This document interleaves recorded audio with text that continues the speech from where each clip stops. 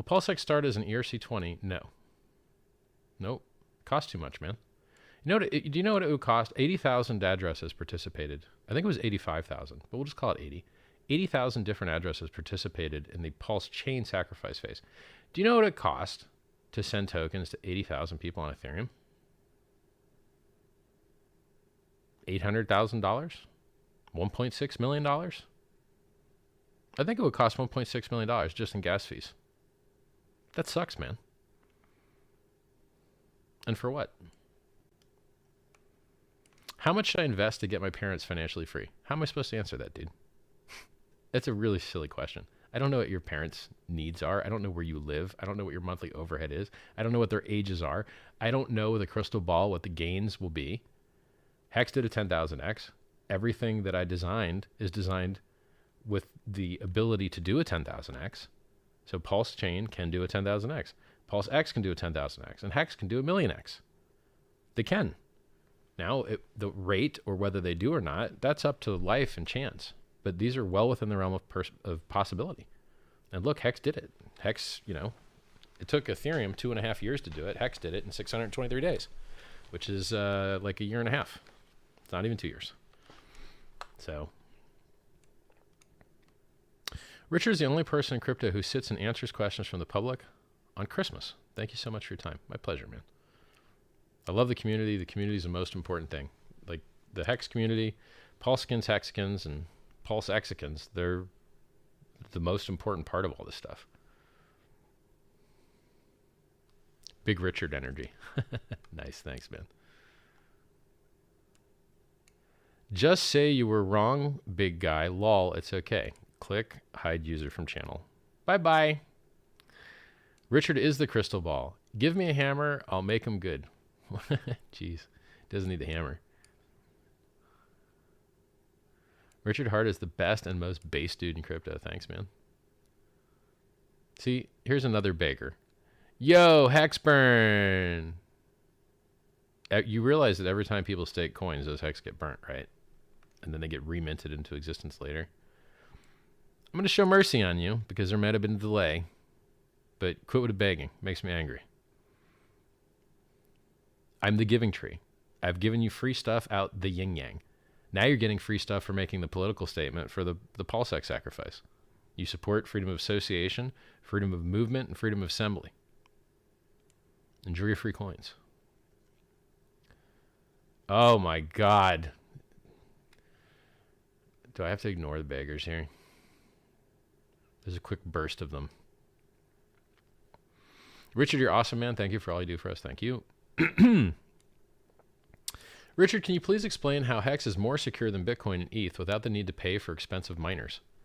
Well, Bitcoin's had 2 inflation bugs where anyone could mint as many free Bitcoin as they wanted to. And one time they did, and they had to roll the chain back. That was in 2010, and the most recent one was about 2 years ago. And luckily, they fixed it before someone used it. But someone could have used it. And it's likely to keep having problems because it's spaghetti code with no written spec and no modularity. The wallet and the networking and the consensus are all stuck right on top of each other and very easy to screw up, which is why almost no one can become a Bitcoin developer. It takes 9 months of intense training to be able to make your first useful commit. It's spaghetti code. It's trash. Now, in Hex, we have modularity. We have security audits, 2 of them. We have an economics audit. And we restricted all of our consensus code to a very strong, immutable, unchangeable thing that you can't accidentally screw up. So when they make improvements to the Ethereum network, it doesn't affect our consensus code. And so the most common and executed bug and exploit in all of cryptocurrency is the inflation bug.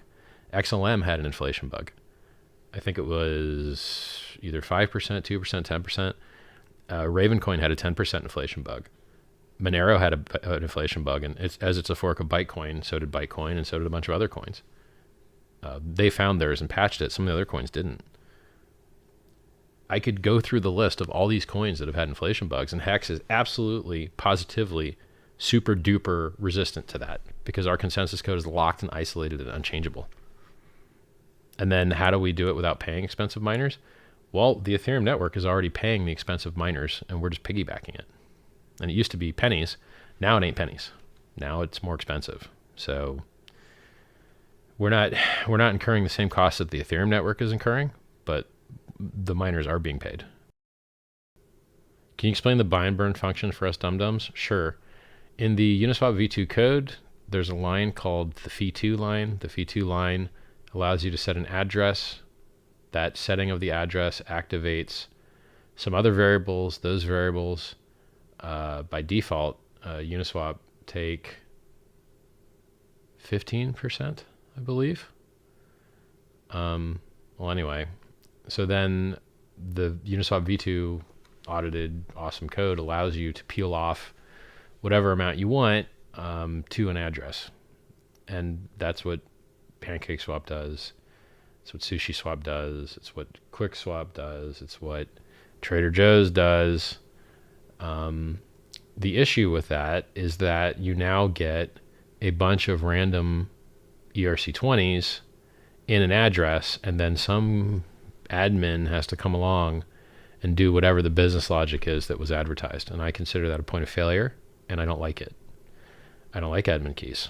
I'm in this for decentralization. I'm in this for removing middlemen. I'm in this for removing counterparty risk. I'm in this for efficiency and to make the world a better place. And if you can get rid of admin keys, it's a beautiful thing. So instead of sending the fee, it's called a platform fee in their documentation. Instead of sending that to a single address, I would like to see and have the design intention to have it sent to a contract. And now the issue is who can call the contract. And so the magic is you can make the contract have public functions that are allowed to. So in HEX, we have this. It's called good accounting. Anyone in the world can call the good accounting function for an expired stake to stop it from incurring penalties. And so I know that you can have public functions that anyone can call that do useful business logic things. And so this contract would be locked to only purchasing PulseX from the PulseX exchange. And you would choose, as the person paying the gas and running the function, which pairs and therefore which coins you want to use as inputs to swap in the exchange router in PulseX into PulseX. So, I mean, you probably see tons of volume on the PulseX Pulse pair or the PulseX bridged in USDC pair. So on those pairs, you would just, you would run once per function, unless someone wrote code to like do batches. And you would say, hey, contract, I want to run on this balance, this ERC20 balance, this contract address. I want to perform the buy and burn function. And you pay your gas. And then this contract goes and calls the exchange contract and says, hey, swap this random ERC20 that was fee in the fee contract address into PulseX and then burn it. And so the contract that got the fees and you chose which coin is going to go get swapped in the exchange router, which is just what every swap does. It uses the router. And then that's going to take the ERC and route it however it needs to then add on the PLS side. So if you were swapping it, like if it ended up swapping on the PLSX pair, then it would pump up and add PLS in order to extract PLSX, and then that would be burnt. So the contract would say, take this ERC20 that was harvested or earned as a fee, as a platform fee, go swap it for PulseX and burn it. And to the best of my knowledge, such a contract doesn't exist anywhere. I know of one non-Uniswap system that kind of built something similar, but you can't borrow the code. I looked at it because it doesn't call Uniswap functions, right? So, and it also, there's some other reasons why that code isn't that useful.